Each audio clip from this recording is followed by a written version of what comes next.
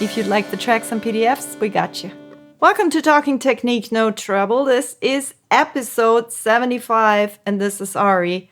It's time to celebrate. 75 is a good number. Very pleased with that. Also, No Treble recently had a birthday. 15 years of No Treble, so we got reason to celebrate. And look, if you lost your treble, then you ended up on notreble.com. I'm sure I'm not the only one who discovered Joe Dart on this very website, No Treble. So we are going to do Lost My Treble Long Ago. It's got a very cool bass line. We're going to do some fun stuff with it. Let's dive in.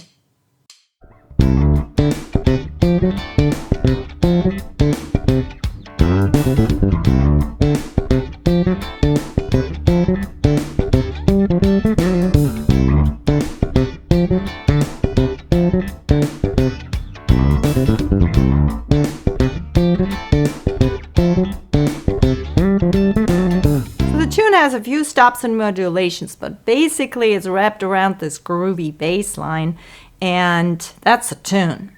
This is 80% of the original tempo.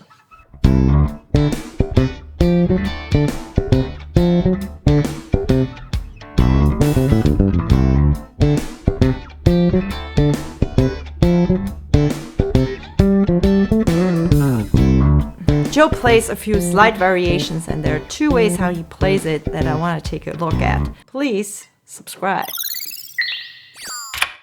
When you get started on this riff, be aware that this is shuffled 16th notes. 1 E and a 2 E and a 3 E and a 4 E and a diddly diddly diddly diddly diddly diddly diddly diddly. There are 6 tuplets, 1 and a 2 and a 3. Digga digga da, digga digga da. 1 2 3 4 5 6. Right? If you played all of the 6 tuplets. Now, obviously, when you play 16th notes, they're shuffled.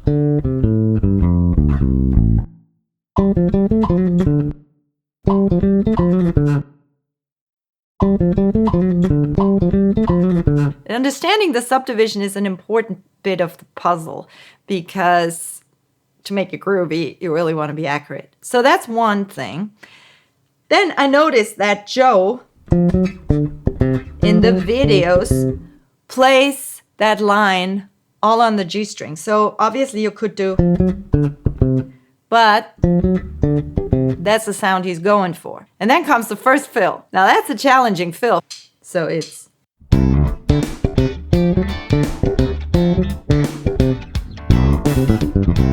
challenging because you're landing here.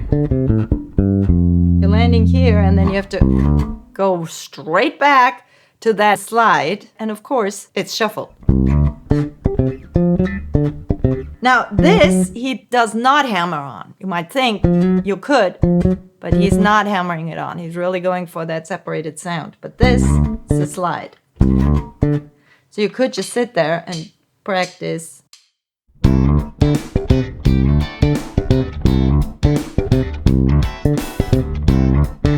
Now this is a challenge. And what I find so cool about this lick is, first of all, Joe plays extremely short. It's like Funk City, super, super short, highly compressed.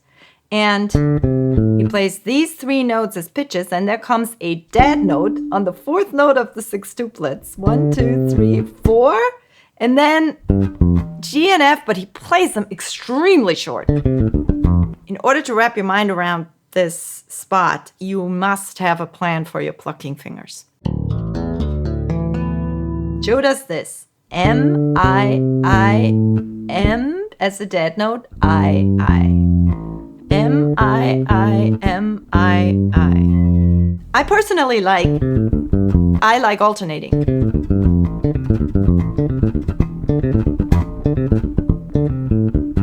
Now I sorted one out that I kind of like for breaking. Do this.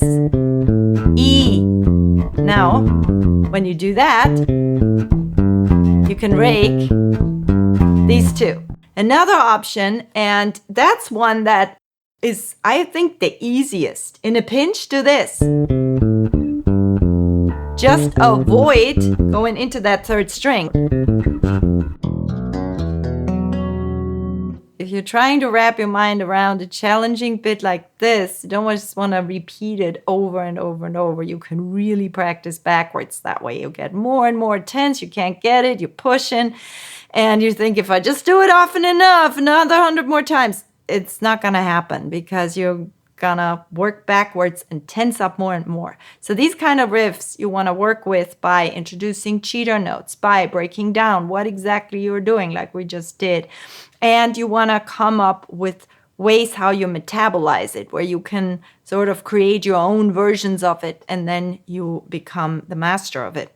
On the topic of creating your own versions of it, so first of all, figure out your alternating pattern or not, your raking pattern, and then get a feel for the 6 tuplets. At a slower tempo is a good bet. And if you do that easier fingering that I mentioned earlier, where you involve just those two strings, you can play the open string as a cheater note, and then you deaden it once you have that. 1, 2, 3 dead, and then G and F, right? Or if you want to play it across 3 strings, here's a good way in. You all know the blues scale. From the top, these will be your notes, right? Blues scale is the minor pentatonic plus the flat 5. So you just play the minor pentatonic and use that flat 5 as your cheater note. Check it.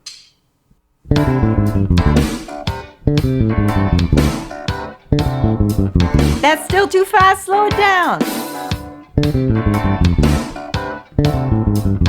And then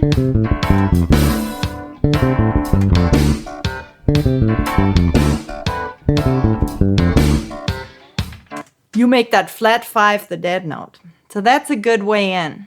Now then there's the second part that's also very cool. And I'm going to show you a nice way to practice that. It's this.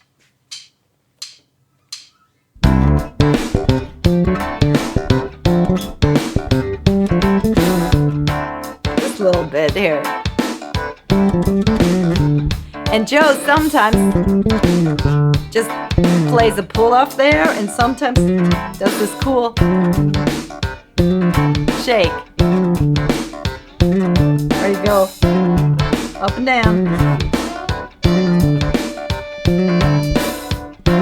It's again 6 tuplets, right? 1, 2, 3, 4, 5, 6.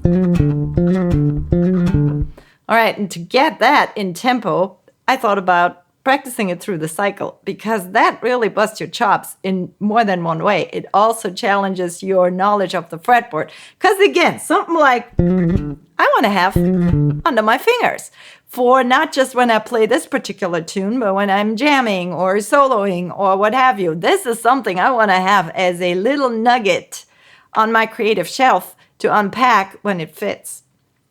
So I need to be able to play it in all keys, obviously. Now what does this do? It goes from the flat 3 to the major 3rd and back down, and it starts on the 4. So cool. So I want to have that under my belt for any and all situations. So I'm going to run that through the cycle. If you would like those tracks, hit me up. Last, my treble is in D7, so I'm going to go D, G, C, F7, and all the way around. So I'm going to the cycle to the left, the cycle of descending fifths. It sounds so pleasant because it's always like a miniature 5-1 resolution. D to the G. Well, D is the 5 of the G. G is the 5 of the C. C is the 5 of the F. So it always sounds like a resolution. It sounds like you're falling down a hill and you just can't stop. I always have to start with the flat 3.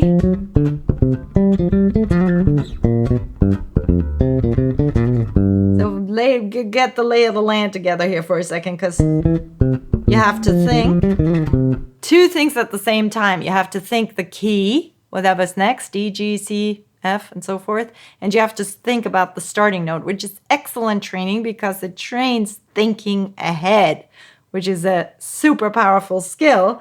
Because music always happens to a beat, and you want to not just chase the notes, but in your mind get there early. It makes you much more relaxed.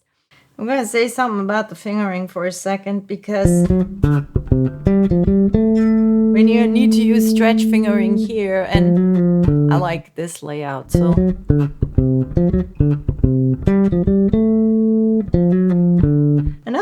can think of it is always aim for the root on the D string. So D, G, C, F, B flat, E flat, A flat, D flat, G flat, B. Yeah, that works. Huh? Maybe this E, A, D. All right, let's see how it goes.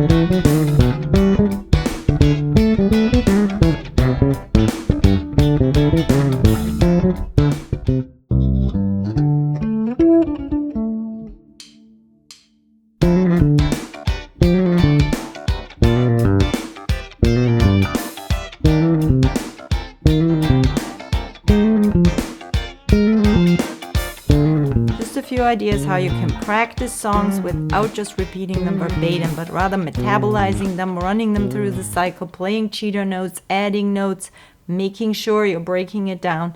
Those are just some ways how I love practicing, and this is one cool tune. Please check out arispaceblock.com. Don't forget to subscribe to my YouTube channel and check out what I'm up to at arispaceblock.com. If you'd like the tracks and PDFs, we got you.